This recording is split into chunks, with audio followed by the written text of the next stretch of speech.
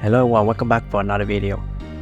So I just want to say that this is the 100th video on my YouTube channel, so I'm very happy for that, and thanks to you guys for keep motivating me and keep going. I never thought that when I started with YouTube I would be having 100 video out there, so thanks to you guys.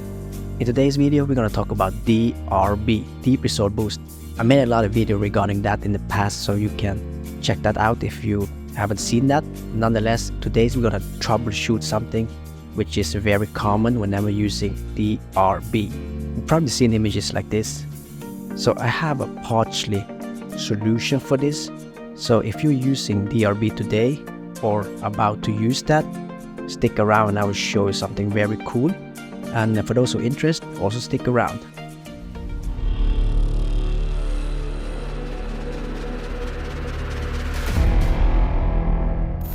For those who don't know me, I'm back again. I'm an MRI radiographer. In my channel, I'm covering things from basic to advanced MRI topics, tutorials just like this one. If you haven't subscribed yet, considering doing so.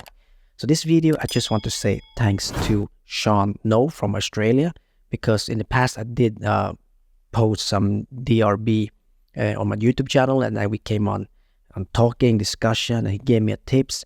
And you're wondering why I haven't published this video until now. The reason for that is because I really wanted to make sure that the solution or partly solution do work, because I don't want to give you a tips which doesn't work, right? So I just wanted to make sure, did a lot of testing until now. So today I'm ready to show you how you can avoid all the phase oversampling and so on and so on. This is very difficult to explain all this. So I made a presentation for you guys. Let's go to the presentation. I was trying to make a further understanding for you guys. Let's go.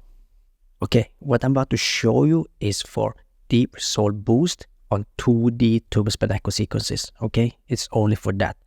So you probably know that you've seen that without the DRB you can really push the limit, and you see there's a lot of noises. So whenever you are having the DRB on, you can see you get rid of the noises and images get very clear with a short amount of scan time. As you can see here, less than minutes for every sequences here. So it's amazing, right? However, there are some challenges due to this, and I will show you. This is a T1 tubus echo fat set post-gadolinium. So I really want to show you this because if you have it off or on, there are some strength in between that. It's not only off and on, because some radiologists, they really want to have images which is sharp, a little bit smooth, and some of them want to have something in between, a little bit noisy, because that's what they used to. And you have the chance to choose this. So this is something you can do retrospective and do a scan with the DRB on, and you can retrospective, put the different strength like the gain, sharp, boost, and all that, just to save time and to make sure that one scan is the same if you want to compare across. So possibilities for that. And this is a T2 weighted stir. We know that stir is a very difficult sequence to get good images, get with the short scan time. So it's a very time-consuming sequence, right? But with the DRB and the deep learning, you can see how you have the possibilities to really tighten this up, sharp images, and so on and so on. So just want to show you that. Okay, a lot of people asking me, is Deep Result good? And I usually say, of course it's good if you're using correctly. So it's a total game changer.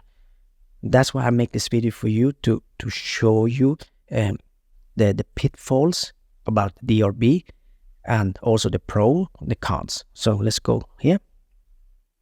Firstly, in the X850, there's a bug. So we have a bug on our Vida Fit system. As you can see here, there are two PD-weighted tubus echo fat set right here on the knee. One of them is a wrap-in fold-over artifact. You've probably seen this before, and the other one doesn't have that. The reason for this is that one of them have performance on, the other one is off. So there's a bug which makes you the possibilities to turn it on and off. Usually it should be off, grayed out, so you don't have the chance to manipulate to turn it on or off, nothing like that. But on the X850 there's a bug and you have the possibility to turn it on and off. In the beginning I thought that turning it on would make the reconstruction faster. So I always use performance mode, and I got all these kind of artifacts which made me a little bit confused. But later on we did a testing and I found out that you should be off. So having it off is the way to go. Another thing you've probably seen is that whenever you're using the phase encoding head-feet direction, you need to most of the time or sometimes phase oversampling at least 200%. So this is crazy, right? So it's way beyond what you are used to without the DRB, because your anatomy, your area of interest is way beyond the phase oversampling. Shouldn't be wrapped in. However, remember, keep in mind that whenever you're using DRB, you also have a higher acceleration. You usually use pad 2 without the DRB, but with DRB you turn on to pad 4 because you know you get good images, there's enough signal, so you use very high acceleration and due to shorter scan time. However, if you use so, you also see that sometimes you have to have 200 phase oversampling, which again, I really want to have lower phase oversampling to save even more scan time, right? Okay. Whenever you're using DRB, there are two choices whenever it comes to reference scans. This can be a little bit confusing. You don't know where to use when, and some of them give artifacts, some of them doesn't, and so on and so on. So if you take a closer look here, you have the mode integrated and tubular echo separate. Those are the two ones. Actually, there are a third one, but with the third one, you shouldn't use. I will get back to that pretty soon. So if you look at those two images here, personally, I find this one is better. This one has some kind of smearing artifact along the phase encoding direction. So one of them is a tubular echo separate, the other one is integrated. Does this mean that you always should use tubular echo separate? Not always. Sometimes integrated can be used as well. This is the thing that really makes things confused. You see here is the same here. So if we zoom in here, you can see that there are some smearing kind of artifact along the phase encoding direction. It goes like this here, and this goes in the head-feet direction. So we don't want that. We want to have clear, nice images with the tubular echo separate. You can see you can get that. However, using that, you need to have phase oversampling way beyond. Let's get back to this one. What is the pro with the tubular echo separate? You get clear images, like I show you, no artifact, and you can combine it with the boost high. So this is a PD fat set, it's a window level, so you can see that. I just want to show you in the bones here, there is no smearing artifact, just like earlier. But the cons are we need more phase oversampling, like I just told you, which leads to longer scan time, even though you accelerate very high. And sometimes you need to think about the phase direction before you think about the flow artifacts. So in the old school way of thinking, you see that, oh, we have the flow direction right here, so we need to shift the phase encoding. But with the tubular echo separate, sometimes it's very difficult, because if you shift the phase encoding, even though you have 200, you can get fold over. Just like this one, this is a tubular echo separate, done AP, 100 phase oversampling should be way more than enough, because there's nothing out here to wrap in. However, you can see they are causing some problems anyways. So this is a T2, but whenever you're using a T1, you might get good images. So this is very, very difficult to know weighted, plane, area of interest, and so on and so on. So it can be confusing, like I told you. So for the integrated, the pro is that you need less phase oversampling. It's more like the old school thinking of optimizing. You can get shorter scan time, of course, because you have less phase oversampling. And you can choose the phase direction as you want, because you won't get fold over. You can see this is a T2. It's clearly good images. There's no smearing artifact like I showed you earlier. Let's continue here. However, the cons are that you can get unclear smearing images like I showed you. This is the PD weighted fat set. And the window level it's stretched here, as you can see. And you can see there are some lines going in the bone. Not good at all. And from my experience is that whenever you're using integrated mode, combining with medium boost, it's okay. If you combine it with high, you can see the smearing artifacts comes clearly. So when to use where? This is the main question. So using this for the last 2.5 years, I have some experience regarding this. And whenever I'm using the DRB, I know, or at least I know from experience where I should use when. So that's why I want to share with you here today. So tubular echo separate. I really want to use tubular echo separate all the time, because for me that gives us the clearest image, the best images. However, it takes often longer time because of the phase oversampling, right? So I noticed that whenever it's a fat sat sequence, it's a PD fat sat, T2 weighted stir, T1 fat sat, and so on. It should be used with turbospinaco separate, because you can see the smearing artifacts very clearly if you're using integrated mode. Okay. The integrated, however, can be used with the non-fat sat sequences, like the pure T2, pure PD weighted, pure T1. It's okay, and you won't see the smearing artifact, but remember to combine it with the medium. You can try to go high if you want to, but the smearing become clearer. Okay. So this is a T1. Didn't I just recently told you to use, whenever you're using T1, you can use the integrated. So this is a bit confusing, right? So as you can see here, I'm using integrated mode with the high, and you can see there are some smearing artifacts right here. Let's zoom in the bones, a smearing artifact. So in this case, you should use turbospinaco separate. So of course, it's very, very confusing. And one more thing, combine it with medium if you want to use integrated mode. Okay. So whenever you're using turbospinaco separate in this example, I should have used more phase oversampling to try to avoid a fold over, which means that the scan time will be going up. And the third mode, which you shouldn't use, should be watch out for, is this one. So even though you have 200 phase oversampling, you get artifacts like this. So the right, left, and here's a head feed, you still get artifacts. And sometimes you don't get artifacts, but the signal is dropping down, the image is so bad. The reason for this is like this.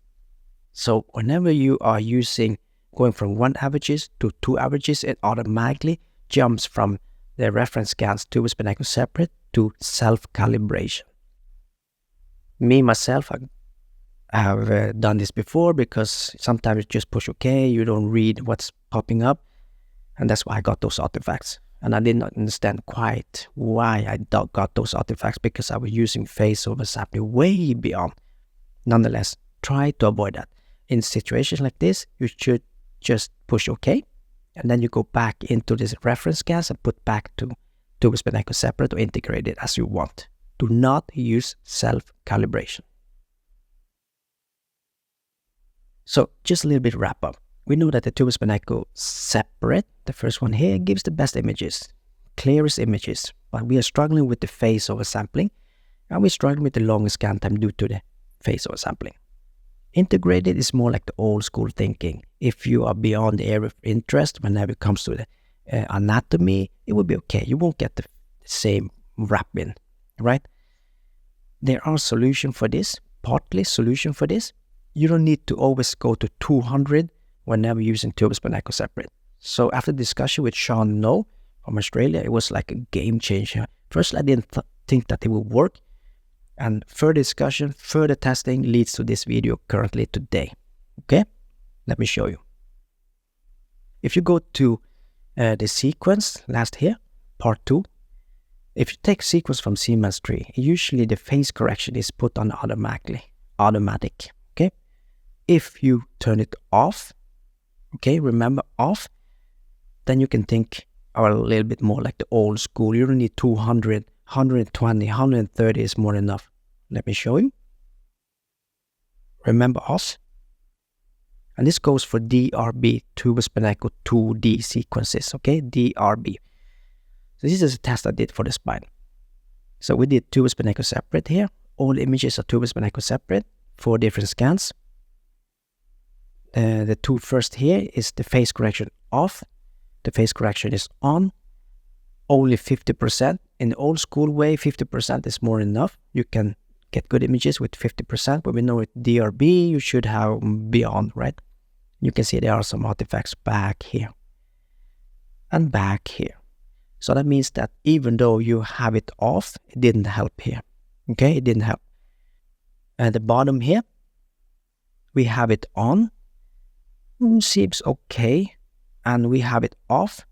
It seems okay here as well. So with the 100, it's okay. In this situation, with the 100% phase oversampling, head fit, it's okay. So why I'm sitting here and telling you to turn it off, even though whenever you have it on, it's still working. Well, if you look closely, there is an artifact right here. So let me zoom in here. You can see there is an artifact going right here. and you can see it comes back here. It's a little bit difficult to spot.